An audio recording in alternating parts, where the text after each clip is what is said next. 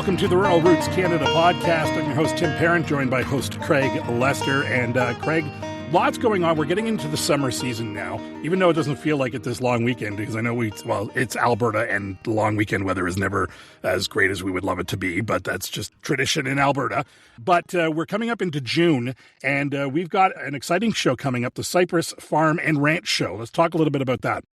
Yeah, it's only been around for a couple of years now. The Cypress Farm and Ranch Show, a fantastic event down in Medicine Hat, and there's no shortage of things to check out. As with any farm and ranch show or any agri-trade or trade show sort of thing in the agricultural community, lots of people to visit with, equipment to see, innovation to see, and there's actually a marketplace at this year's event, which Dave Fiddler talked about when I sat down with him very recently.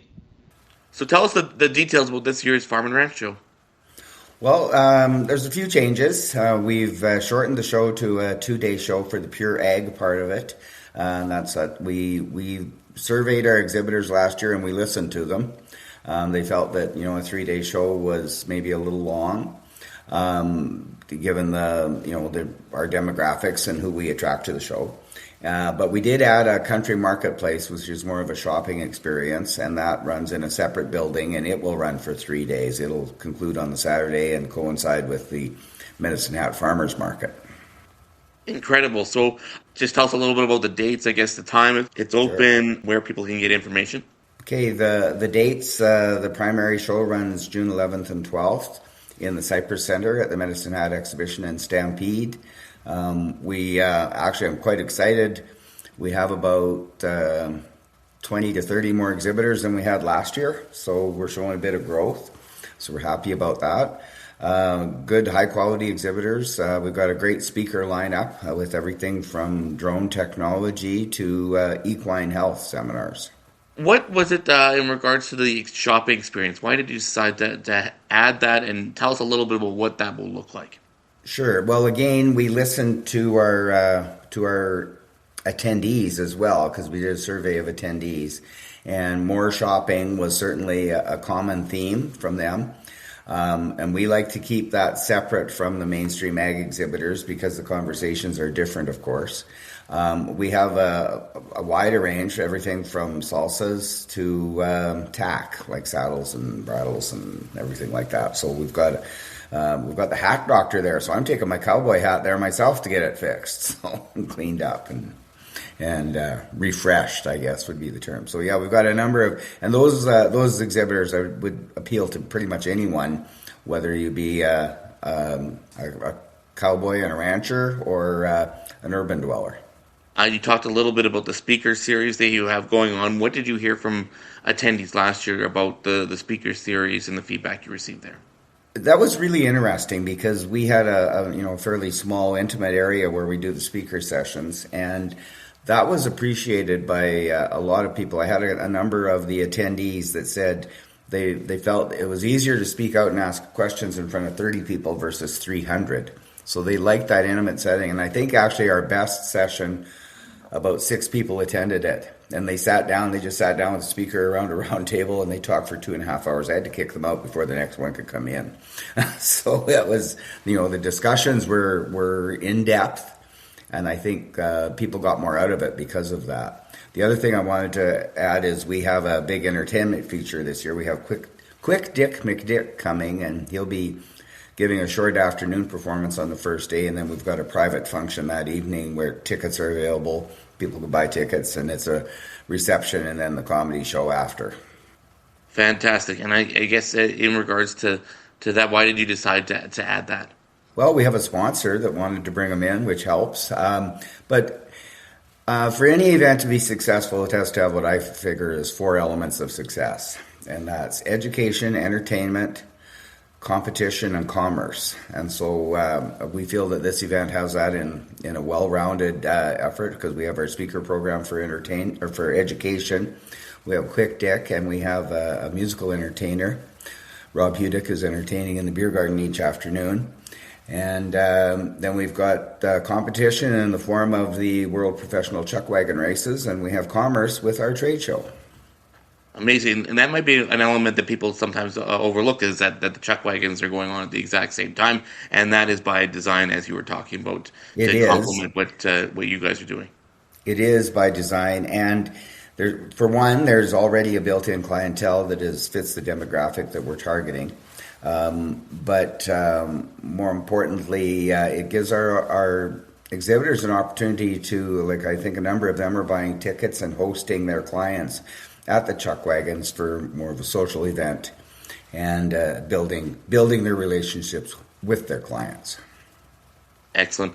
And so we talk a little bit about the trade show. We obviously that can't be overlooked in regards to, because it really is much at the heart of what's going on there. Tell us a little bit about what to expect with this year's trade show, and just why you think farmers love trade shows so much.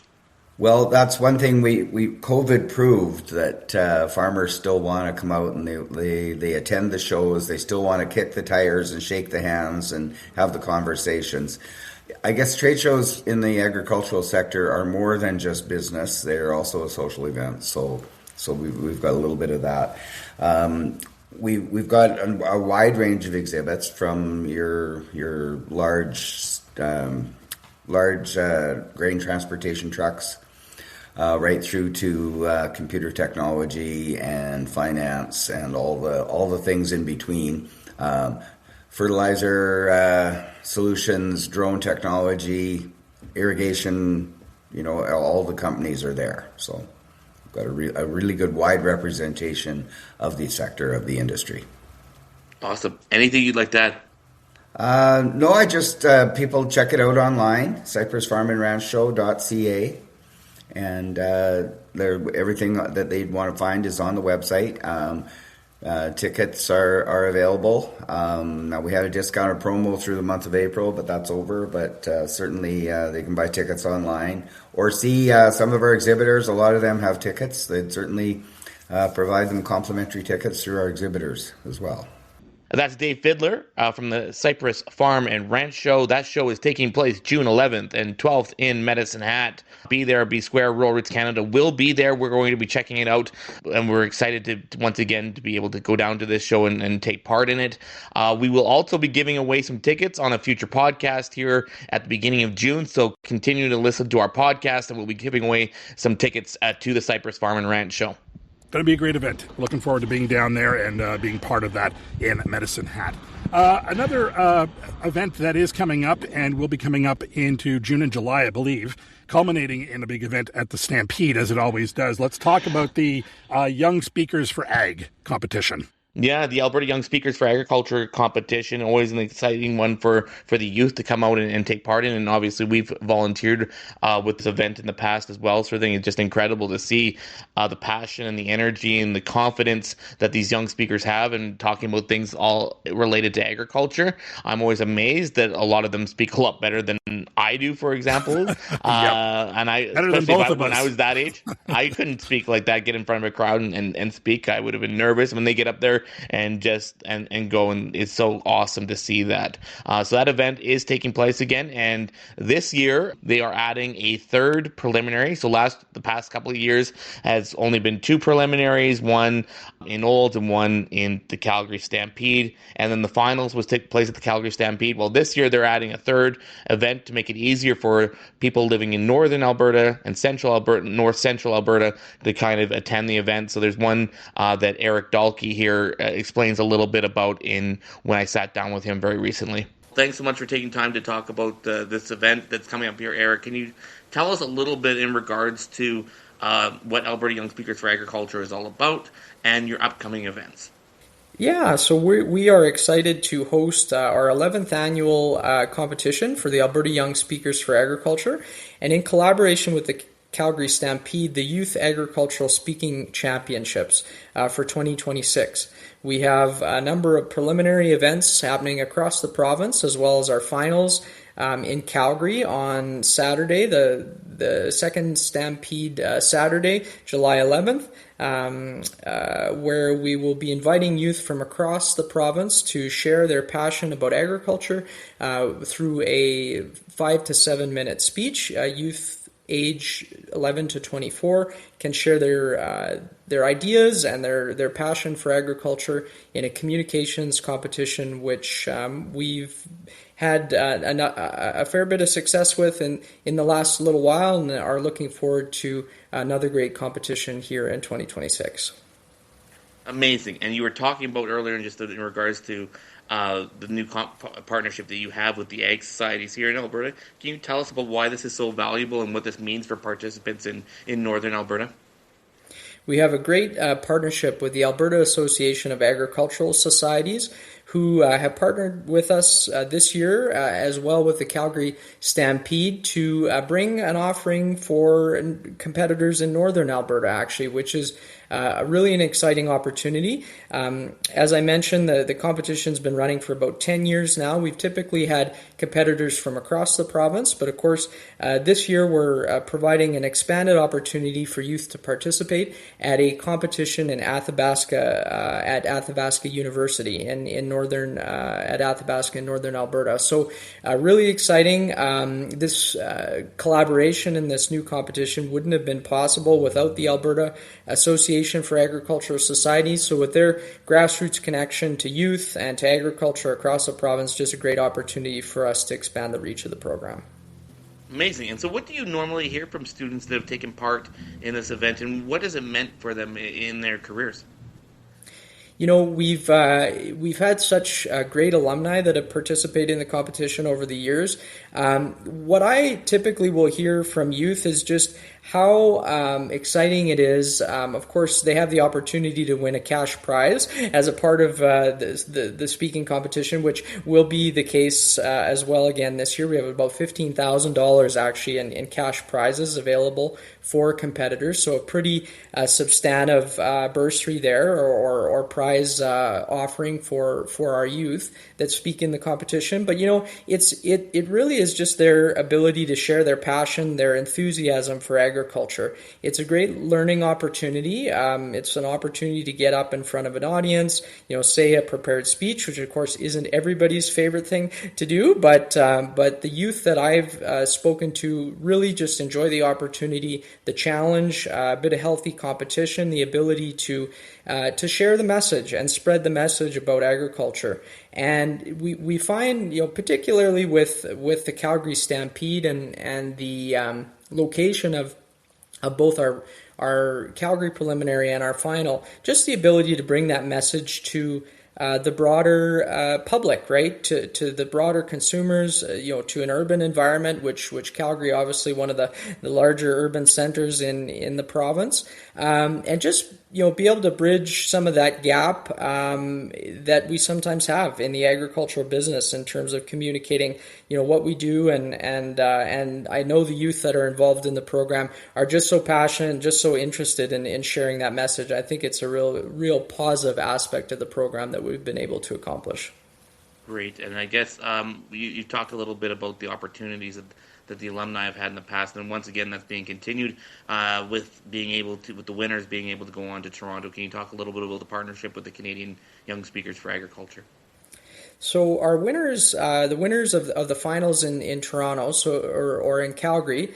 So the winners for the finals in Calgary will actually be able to win an expense-paid trip to the Canadian Young Speakers for Agriculture in Toronto. And this is the national competition for the Agricultural Young Speaker network that we're a part of. We're effectively kind of a provincial branch, right, of this competition. So we're very excited to continue in offering a trip to Toronto, such that our winners from Alberta are able to share their speech and as well share their passion for agriculture with a broader audience and on the national stage. So it's a great opportunity and one that I know from alumni that we've seen go to Toronto have really enjoyed the experience. It's obviously a different dynamic at the Royal Winter Fair at the Canadian Young Speakers for Agriculture competition in Ontario, but you know, we're really excited to continue to offer that and have the possibility of our youth travel to Toronto for the finals. Excellent. And I guess just really quickly for people looking for more information, about all the events and where they can register. Where would you like them to go? So if you go to calgarystampede.com and you find the Agriculture and Western Events page and find the Youth Agriculture Speaking Championships landing page, that is a great site and the main site for information on the competition. You can also go to albertayoungspeakers.com as well to find information on our landing page, and as well on the Agricultural Association Society website as well. They have information as well on the Agriculture Youth Speaking Competition and Championships. Probably your best bet is to go to the Stampede website, though. Head over to calgarystampede.com, click on Agriculture and Western Events, and you should be able to find the Youth Agriculture Speaking Championships landing page there with all of the information that you might need to get registered. Excellent. And when's the deadline? So the deadline for the competition this year is June 19th. So you've got until a couple months, a little over a month in any event to get registrations in, but the registrations do close on June 19th. For the both preliminaries. We will be holding preliminaries in Athabasca at Olds College and as well in Calgary from the end of June to just the day before Stampede on July 10th, on Friday, July 10th. So June 19th, that's the deadline to get registrations in. That's Eric Dalke from the Alberta Young Speakers for Agriculture, talking about the Alberta Young Speakers for Agriculture event that's done in conjunction with the Calgary Stampede, as well as the Alberta Agriculture Societies. Just fantastic event, and there's going to be a lot of youth attending. We're really excited to see that happening, and yes, all the best to those competitors. But yeah, it's just another exciting event, and we're really looking forward to it happening again this year. Yeah, you introduced me to this event, Craig, a couple of years back, and you and myself and David Spence, our RRC meteorologist, we've been judges a couple of times for these events, and it's always amazing to me how much of a grasp these kids have on agriculture in Canada and how they express themselves and the importance of it all in public and in that setting. It can be a bit of a pressure cooker. Let's not lie. Like it can be a bit of a tough. If you're not used to public speaking, that can be a tough situation. But everyone has always handled it with such class and dignity and knowledge and information. I mean, it's great. It's a great event to be a part of. Excited to be a part of it here at Rural Roots Canada. Looking forward to this year's event. I just always remember growing up in 4-H, and honestly, I'd be sitting there waiting for my turn, and my hands would be covered in sweat, and my paper would be drenched in it by the time I actually went up and delivered it. And the people that go, a lot of the speakers that get up don't even have notes.